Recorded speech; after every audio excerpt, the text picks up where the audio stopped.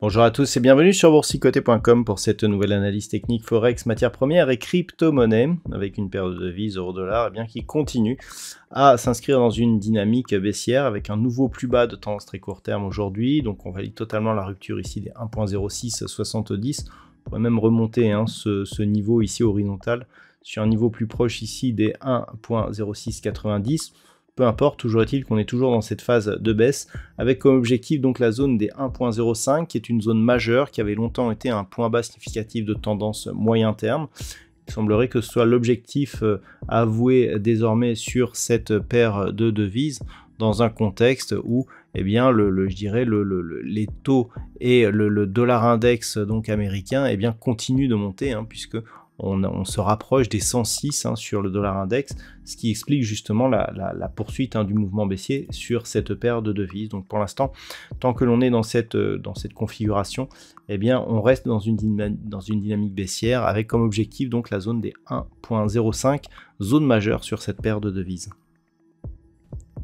Sur la paire de devises livre sterling contre dollar américain, là aussi on continue à poursuivre à la baisse, toujours justement sous l'influence de la hausse du dollar. Donc on valide totalement la rupture de cette zone des 1.2270. On se dirige vers une autre zone majeure. Alors c'est intéressant que la livre sterling et que l'euro se dirigent vers deux zones majeures et historiques, puisque 1.20 était un support historique sur la paire de devises avant le franchissement de cette zone que nous avions connue ici il y a quelques mois et qui avait amené justement la paire de devises sur le niveau des 1.09. Si on passe par exemple en hebdomadaire ou même en mensuel, on peut se rendre compte ici que la zone des 1.20 avait longtemps été un support majeur. On le voit ici sur ces phases. Là, ici, nous avons le choc lié au Brexit et puis cette baisse justement qui était intervenue durant l'année dernière, donc en 2022, où on était descendu sous les 1.09. On avait presque atteint la parité. Mais globalement, cette zone des 1.20 était un niveau historique auparavant. Et donc, si on revient en daily, on voit qu'en cassant cette zone des 1.2270, c'est vers cette zone que l'on se dirige. Donc clairement, l'euro-dollar en direction des 1,05, la paire de devises livre sterling en direction des 1,20$, enfin des 1,20 sur justement par rapport au dollar. Ces deux zones majeures et historiques devraient nous donner une réaction si ce niveau était touché, au point que si on avait une cassure directe, il s'agirait d'un signal probablement très puissant qu'il va falloir surveiller. Donc attention à ces paires de devises, attention au dollar index qui continue à monter, donc depuis notamment la dernière intervention de Jérôme Powell.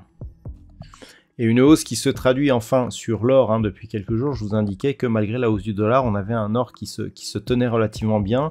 Bon, petite baisse, mais on reste ici autour de la zone des 1910 $ l'once. Donc clairement, on était dans une phase de baisse ici qui est en train de se neutraliser.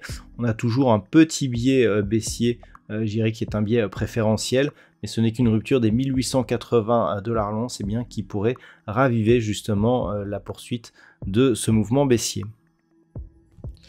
Sur le WTI, nous sommes dans une configuration qui reste haussière. Le franchissement de cette zone des 88 $ le baril, qui était une zone mineure, avait permis un retour ici quasiment sur cette zone majeure des 92,50. Depuis, la consolidation ici valide les 88 $ le baril comme une zone de support. On est quasiment venu au contact de la moyenne mobile 20 exponentielle. Tous les éléments plaident ici pour une phase de consolidation temporaire qui devrait laisser la place à une reprise du mouvement haussier en direction ici des 92,50 qui en cas de rupture haussière ouvrirait la porte à une poursuite en direction des 98 $ le baril.